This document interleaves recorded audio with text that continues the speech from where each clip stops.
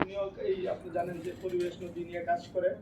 তো উনি একটি জানেন যে জাতীয় পদক পেয়েছে। আজকে ওনার কিছু ফর্মালিটিস আছে আর কি। তো এই কারণে ওনাকে ওইখানে যেতে হয়েছে, এসএসএফ এর এখানে যেতে হয়েছে। তো এই কারণে উনি একটু দুঃখ প্রকাশ করেছেন যে উনি পরবর্তীতে আমাদের সাথে জয়েন করবেন। Thank you. ধন্যবাদ।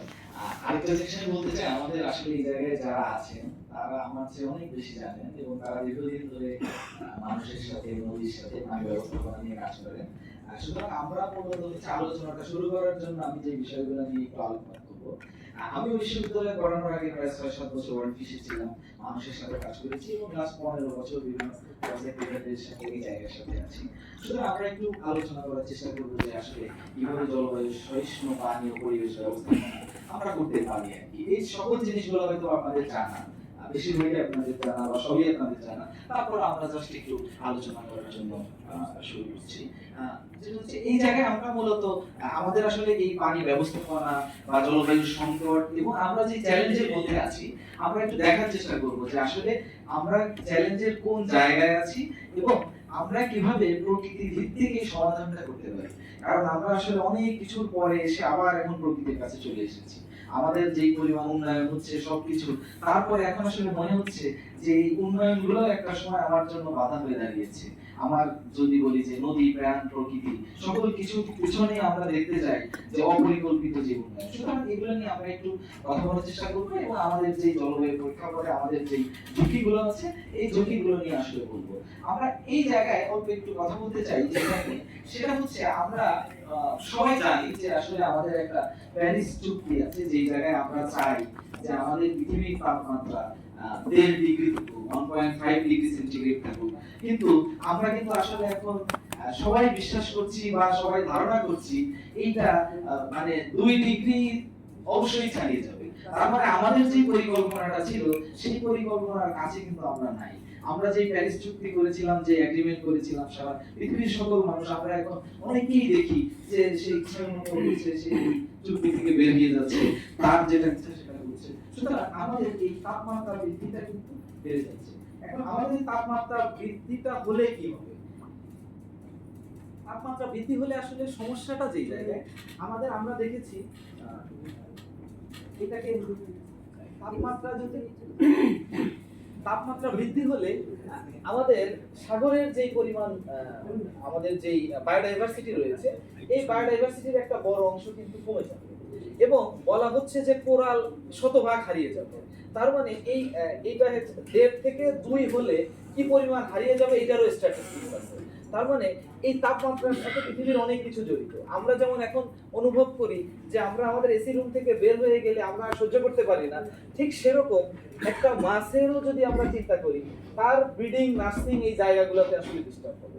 এই জায়গায় তার যেই তাপমাত্রায় তার ডিমটা ফোটার কথা, তার যেই তাপমাত্রায় হচ্ছে ডিমটা হ্যাচ হওয়ার কথা, তার মানে সেই জিনিসটা হবে না। তার মানে সার্বিক যদি আমরা ইকোসিস্টেম বলি যে এই তাপমাত্রার কারণে কিন্তু পুরো আমাদের ইকোসিস্টেমটাই নষ্ট হবে। এবং আমরা আরেকটা জিনিস দেখছি যে আমাদের মিঠা পানির যে ঘাটতি। তো আমি সামনের স্লাইডে দেখলে আপনারা অবাক হবেন যে আমাদের পৃথিবীতে মিঠা পানির কি পরিমাণ ঘাটতি আছে এবং আমরা সৌভাগ্যবান যে আমরা এই মিঠা পানি দিয়ে আমরা ধান চাষ করি, আমরা এই মিঠা পানি দিয়ে গোসল করি। তাহলে কি পরিমাণ পানি আছে আর আমরা কিভাবে গোসল করছি সেটা আমরা একটু দেখব। এবং এইটার আরেকটা বড় বিষয় হচ্ছে যে বিগত দিনে তাপমাত্রা বা এই জলবায়ু পরিবর্তনের কারণে যে বন্যা এবং খরা এটার হার কিন্তু বেড়ে গিয়েছে।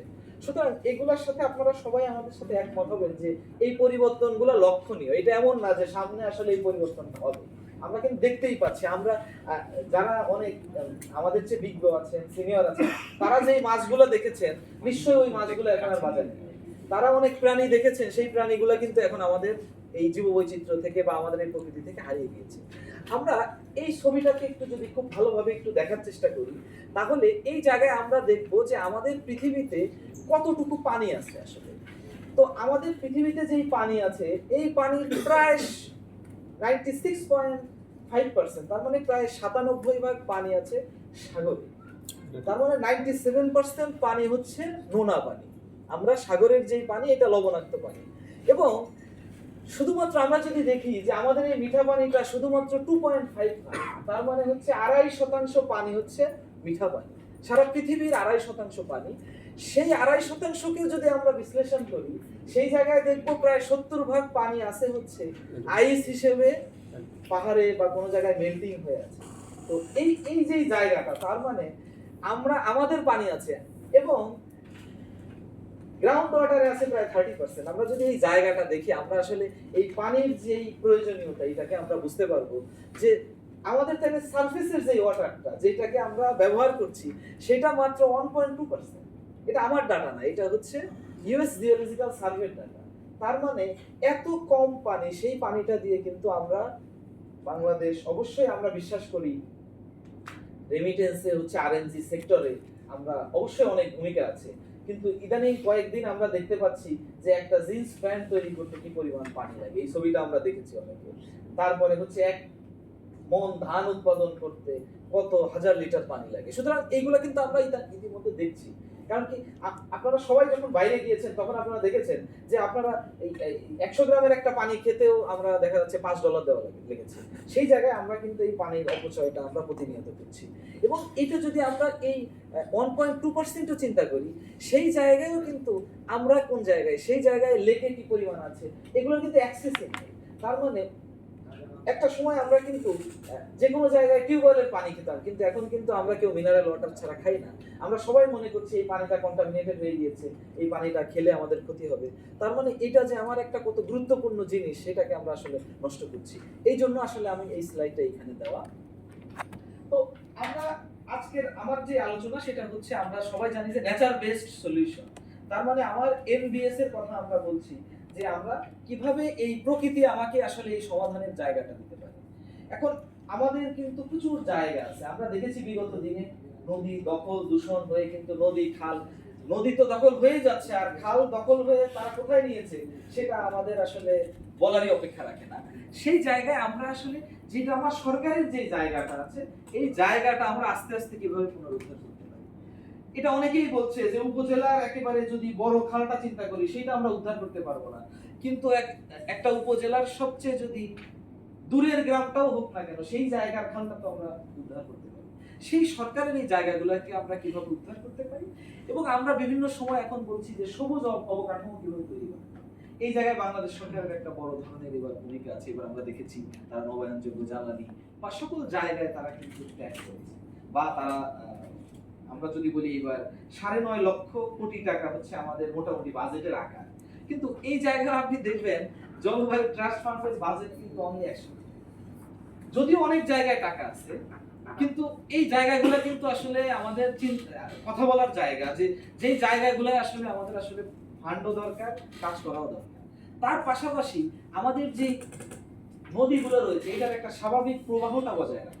যেমন আমরা যদি বলি যে আমরা পায়রা, বলেশ্বর, বিষখালী, এই জায়গাটাতে একটা অভয়াশ্রম আছে ইলিশের, তো এই জায়গায় আমরা হচ্ছে বরিশাল পাওয়ার প্ল্যান্ট করেছি।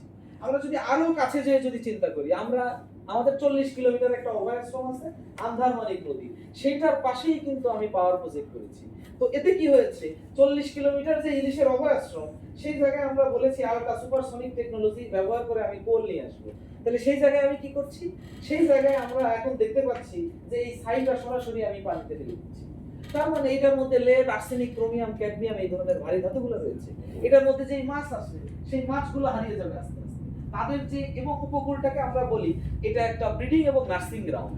তার মানে এই জায়গায় মাছগুলো আসলে ব্রিডিং এবং নার্সিং করতে আসে, এই জায়গায় প্রচুর নিউট্রিয়েন্ট রিচ একটা এরিয়া। সুতরাং এই নদীর প্রবাহগুলো কিভাবে চলমান রাখা যায়, আমরা দেখেছি এই জায়গায় একটা ব্রিজ হয়েছে। আপনারা যখন গেছেন আপনারা দেখবেন যে বরিশাল থেকে বা পটুয়াখালী থেকে যদি আপনি যান, আপনি কুয়াকাটাতে একটা ব্রিজ হতেই পারে, এটা আমি শতভাগ একমত। এরকম একটা যদি বলি যে আমাদের যেহেতু একটা টুরিস্ট স্পট, সেই জায়গায় একটা ব্রিজ হতে পারে, কিন্তু সেই জায়গায় আপনি 1 কিলোমিটারের মধ্যে আরো 2টা ব্রিজ করবেন, এই জায়গাগুলো আসলে আমাদের কথা বলার জায়গা আছে। তো সেই জায়গাগুলো আসলে আটকানো দরকার, যার ফলে আমরা কিন্তু শীতকালে দেখি এই অভয়াশ্রম যেটা জিডিপিতে যদি আমরা বলি যে সিঙ্গেল 1% ভূমিকা আছে ইলিশের, সেই জায়গাটা কিন্তু কমে গেছে। আপনারা এই জায়গায় অনেকেই আছে, আমি করতে চাই না, আপনারা অনেকেই বলবেন যে এখন বাজারে আসলে ইলিশ আমি কিনতেই পারি না, ইলিশের দাম জিজ্ঞাসা করলেই বলে 3000 টাকার উপরে ইলিশ। অনেকে দেখেই না, এবং সবচেয়ে অবাক হবেন এই ইলিশটা কিন্তু নদীর ইলিশ না, এই ইলিশটা হলো সাগরের ইলিশ। যেটা কিনা এক সময় 200-300 টাকা ছিল, মোদি ইলিশটার দাম 600-700 টাকা ছিল, সেটা আজকে 3000 টাকায় চলে গিয়েছে। তার মানে এটা মানুষের নাগালের বাইরে চলে গিয়েছে। যেই মানুষরা নদীতে মাছ ধরতো তারা এখন সাগরে মাছ ধরে, নদীতে মাছ খায়, সাগরে যে সে হচ্ছে শ্রমিক হয়ে যাচ্ছে। তার মানে এই যে পরিবেশগত নদী এবং জলাশয় যেটা, এটার প্রবাহ যদি না থাকে তাহলে কিন্তু আমাদের এটার সাথে যে মানুষগুলো জড়িত, এই মানুষের কিন্তু জীবন এবং জীবিকা এটা কিন্তু হুমকির মধ্যে পড়বে। এবং আমরা বলি এখন জলবায়ুর অভিযোজন, এই জিনিসটা আমাদের আসলে অভিযোজন তো আপনারা সবাই জানেন যে আসলে এটাকে কিভাবে সে খাপ খাইয়ে নিবে। এই জায়গায় এখন আমরা যত যেভাবেই বলি না কেন, আমার আসলে উপকূলের এই জায়গায় স্যালিনিটি ইনক্লুশন আছে, এই জায়গায় লবণাক্ততা বেড়েছে, এই জায়গায় ঘূর্ণিঝড় হচ্ছে, এটা হবে সেটা না। আগে হচ্ছে আমরা আইলা সিডর এটা দেখতাম হচ্ছে 1 বছর 2 বছর 4 বছর পরে, কিন্তু আমরা কিন্তু আপনারা দেখবেন এখন 1 বছরে 4টা-5টা ঘূর্ণিঝড় হচ্ছে। তার মানে এইটার যেই পানিগুলো আসছে সেটা কিন্তু আমার কৃষি জমির কৃষিকে ধ্বংস করছে। তার মানে এইটার জন্য অবশ্যই জলবায়ু সহিষ্ণু যে ধানগুলা সেগুলা তারা যেমন লাগাচ্ছে, এটার পাশাপাশি আমাদের অনেকেই আপনারা হয়তো প্র্যাকটিস করেন, যেটা হচ্ছে আমরা অনেকে মালচিং ব্যবহার করি, আমরা অনেকে টাওয়ার গার্ডেনিং করি, অনেকে আমরা মাচায় চাষ করি, অনেকে আমরা এখন হচ্ছে দামি ফ্রুটস কাল্টিভেশন করি, ড্রাগন, মালটা, এরকম হচ্ছে দামি যেই জিনিসগুলো আছে সেইগুলাকে আমরা আসলে এটাকেও আমরা বলছি যে এটা একটা জলবায়ুর একটা অভিযোজন। যে যেই জায়গাগুলোতে আমরা লবণাক্ত যেই জায়গা, নদীর জায়গা থাকে, সেই জায়গাগুলোতে আমরা সূর্যমুখীর চাষ করছি।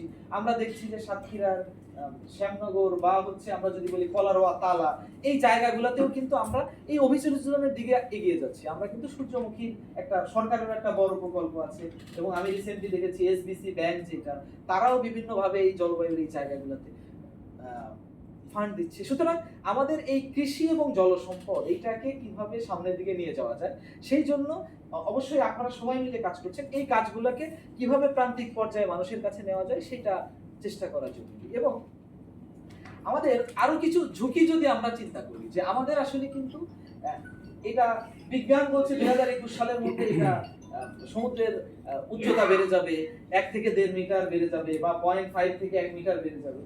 এখন এই বেড়ে যাওয়াটা তো আমরা তো ছোটবেলায় যখন জলবায়ু পরিবর্তন শেখা শুরু করেছি, তখন আমরা দেখেছি যে পৃথিবী উত্তপ্ত হয়ে গেলে উত্তর মেরু দক্ষিণ মেরুর বরফ গলে যাবে। এটা তো খুবই স্বাভাবিক যে আপনার পৃথিবীর তাপমাত্রা বেড়ে গেলে এই জায়গাগুলো কিন্তু ক্ষতিগ্রস্ত হবে। আপনি দেখবেন আমাদের বাংলাদেশ জলবায়ু ঝুঁকিতে একটা সময় ছিল, সেটা হচ্ছে 7 নম্বরে।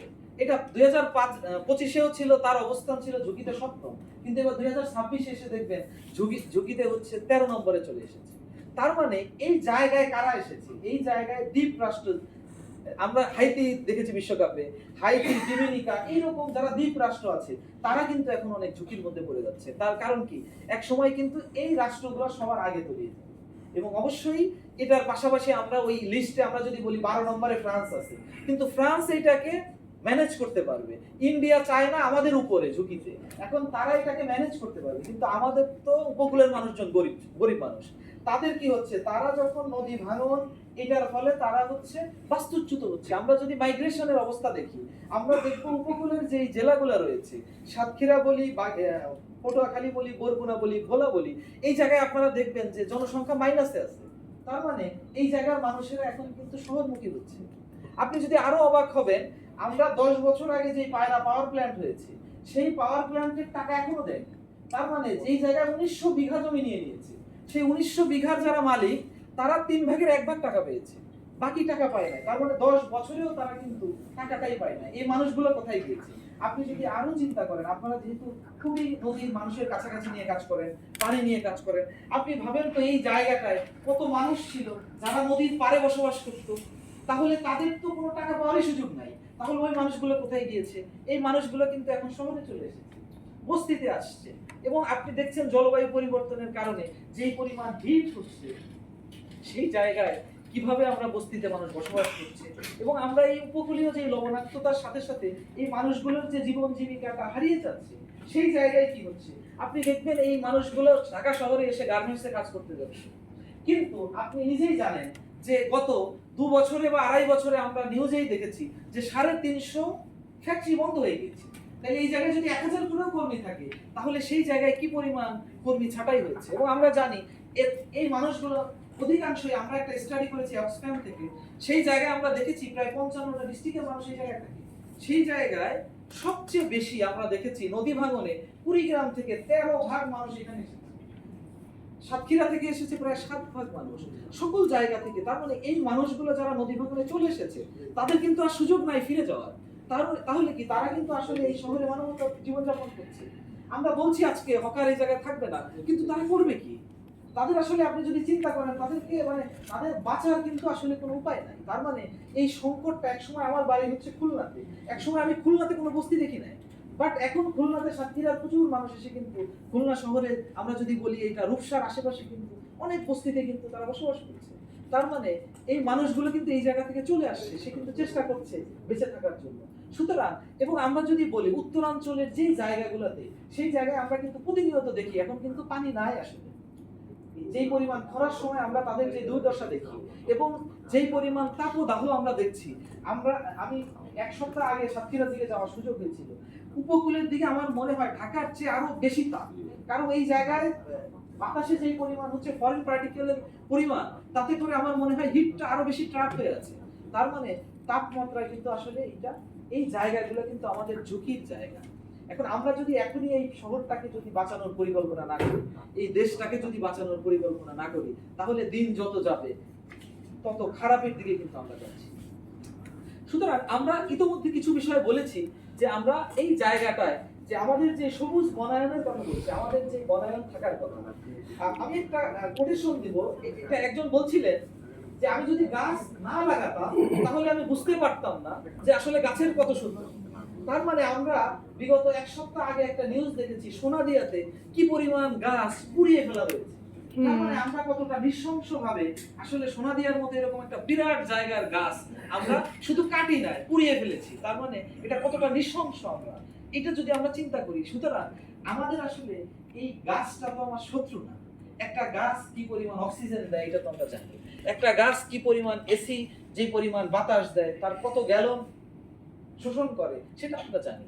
তারপরেও কিন্তু আমরা প্রতিনিয়ত এই গাছ কেটে ফেলছি। আমার বিশ্ববিদ্যালয়ে একটা সময় একজন ভাইস চ্যান্সেলর ছিলেন, সে প্রায় 100 বর্ষী গাছ কেটে ফেলেছে। আমি দেখলাম প্রায় 40টা নিউজ পেপারে নিউজ হয়েছে যে গাছ কেটে দিছি, অথচ এই গাছটা সে না কাটলেই পারত, কোনো দরকার ছিল না, শুধুই যদিও তার ভিসি শেষ হয়ে গিয়েছে। কিন্তু আমাদের মতো এইরকম শিক্ষিত মানুষজন যদি এই ধরনের কাজগুলো করে, তখন আসলে বিষয়টা মনে হয় যে আসলে আমরা কোথায় আছি। তার মানে আমরা এই যে এই গাছগুলা কাটছি বিভিন্ন সময় আমরা কিন্তু সচেতন ভাবেই কাটছি, হয়তো বা প্রয়োজন, কিন্তু সেইভাবে করছি না। সুতরাং আমাদের এই যে জায়গাগুলো নষ্ট হয়ে গিয়েছে, আমাদের সবার প্রথমে এই জায়গাগুলোকে আমার আসলে নিজের সরকারের যে জায়গা সেটাকে উদ্ধার যেমন করতে হবে, তার পাশাপাশি এই জায়গাগুলোতে বনায়ন করতে হবে। আমরা দেখেছি সরকার তার একটা বড় লক্ষ্যমাত্রা রেখেছে, সে হচ্ছে কার্বন ক্রেডিটের টাকা আনবে সুন্দরবন। যদিও আমরা জানি যে এখন আসলে যদি কার্বন ক্রেডিটের টাকা আনতে হয় তাহলে আসলে নতুন বন দিয়ে, আপনারা অনেকেই জানেন যে এই টাকা কিন্তু আসলে আমার যেই গাছ আছে এই গাছ কিন্তু অলরেডি কার্বন শোষণ করে আছে, এই গাছ দিয়ে কিন্তু আসলে এই টাকা আসলে পাওয়া যায়। টাকা পেতে হলে আপনার নতুন করে বনায়ন করতে হবে। এই বনের মধ্যে কিন্তু আবার এই বনটা কত বছর থাকবে এটার মালিকানা এবং এটার বিস্তারিত কিন্তু আসলে দরকার। সেই জন্য সরকার নতুন জায়গায় আসলে বনায়ন করে তারপরে কিন্তু কার্বন ক্রেডিটের টাকা আনতে হবে। এবং এই জায়গায়ও কিন্তু একটা বিষয় আছে, এটাও একটা শুভঙ্করের ফাঁকি। আমরা অনেকেই বলি হচ্ছে নেট জিরো কার্বন। এখন এটা একটা শুভঙ্করের ফাঁকি। এখন দেখা যাচ্ছে কি আমাকে আমেরিকা টাকা দিচ্ছে যেই পরিমাণ কার্বনের জন্য, সে কিন্তু বলতেছে আমার 1000 কিউসেক কার্বন যদি হয়, এটা আমার এক্সাক্ট মনে নাই, সেটা আমি হচ্ছে কিনে নিব। তাইলে সে কি করলো, সে বাংলাদেশ থেকে এই পরিমাণ কার্বন কিনে নিল, কিন্তু সে তার কোনো ইন্ডাস্ট্রি বন্ধ করলো না। কিন্তু সে দেখালো যে আমার এই পরিমাণ কমানোর কথা ছিল, এটা আমি কমিয়েছি। তার মানে কি একটা সূত্র আমি কি করলাম যে এটা সারা পৃথিবীর যে জায়গা থেকেই কমে না কেন এটা তো আমি কমিয়েছি। তো আমরা এই নেট জিরোর কথা বলে, তার মানে আজকে আমরা যদি চায়না বলি, আমার পার্শ্ববর্তী দেশ ইন্ডিয়ার কথা বলি, তারা কেউ কিন্তু আসলে ইন্ডাস্ট্রিয়ালাইজেশন কমায়। তো এটার বিষয় হচ্ছে আমরা আমাদের এই জায়গাগুলোকে, এই অববাহিকাকে পুনরুদ্ধারের পাশাপাশি এই জায়গাগুলোতে কিভাবে বনায়ন করা যায়, এর পাশাপাশি আমাদের কৃষি এবং পরিবেশ, এই দুইটা জায়গায় আসলে আমরা যত যাই বলি না কেন এই দুইটা জায়গা ছিল বিধায় করোনার সময় আমাদেরকে বেগ পেতে হয় না। এবং আমরা এখন যতই বলি না কেন যে আমাদের ধান চাষে লস হয় বা অন্য কিছু হয়, তারপরেও কিন্তু কৃষক কিন্তু মনেই করে যে আমার যেহেতু ধান চাষটা আছে, অন্তত যাই হোক না কেন আমি খেয়ে পরে বাঁচতে পারবো, অন্তত আমার খোরাকি ধানটা হচ্ছে, এই জন্য কিন্তু সে কিন্তু এই চাষটা করছে।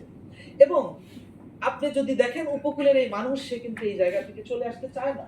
আপনি বিশ্বাস করেন উপকূলের কোনো মানুষ আসতে চায় না, কারণ আমরা যদি এটার ইকোনমিক লস দেখি, তার হচ্ছে এই নদী ভাঙনে তার জমি নিয়ে যাচ্ছে, তার সবকিছু নিয়ে যাচ্ছে, আমরা কিন্তু এটাই দেখছি। কিন্তু এটার পাশাপাশি কিছু নন ইকোনমিক লস আছে, যেটা হচ্ছে সে শহরে এসে কি হচ্ছে, সে একটা দূষিত বাতাস ইনহেল করছে, তার মধ্যে সে কি করছে, সে হচ্ছে একটা নতুন নতুন অসুখে আক্রান্ত হচ্ছে। তার মানে এটা কিন্তু আপনি টাকায় কনভার্ট করতে পারবেন না, এটা তার নন ইকোনমিক লস। তার মানে আমরা যদি উপকূলটাকেই যদি আমরা বাঁচিয়ে রাখতে পারি, এই জায়গার কৃষিটাকে যদি আমরা বাঁচিয়ে রাখতে পারি, যেই নদীগুলোতে মাছ ছিল, আপনি দেখেন একটা ইলিশ 3 লাখ থেকে 23 লক্ষ ডিম দেয়, অথচ আমরা 22 দিনের একটা অবরোধ, এই অবরোধটাই আমরা ঠিক মতো পালন করি। তার মানে তাকে যদি আমি শুধু ডিমটা দিতে দিতাম, তাহলে কি হতো? আমরা যারা উপকূল নিয়ে কাজ করি, আপনি দেখবেন যেই পরিমাণ ট্রলিং বোট উপকূলে মাছ ধরছে, বলাই আছে 40 মিটারের গভীরতার নিচে কোনো জায়গায় কোনো ট্রলিং বোট মাছ ধরা যাবে না। আপনি আজকেও যেয়ে দেখেন 100 ট্রলিং বোট মাছ ধরছে। তার মানে উপকূলের যত ছোট মাছ আছে, সকল ছোট মাছ হচ্ছে মারা যাচ্ছে। আমরা 58 দিনের ব্যান পিরিয়ড দিয়েছি, 58 দিনের সাগরে মাছ ধরা যাবে না। এর মধ্যে আমরা দেখেছি না, এই জায়গায় হচ্ছে সাগর থেকে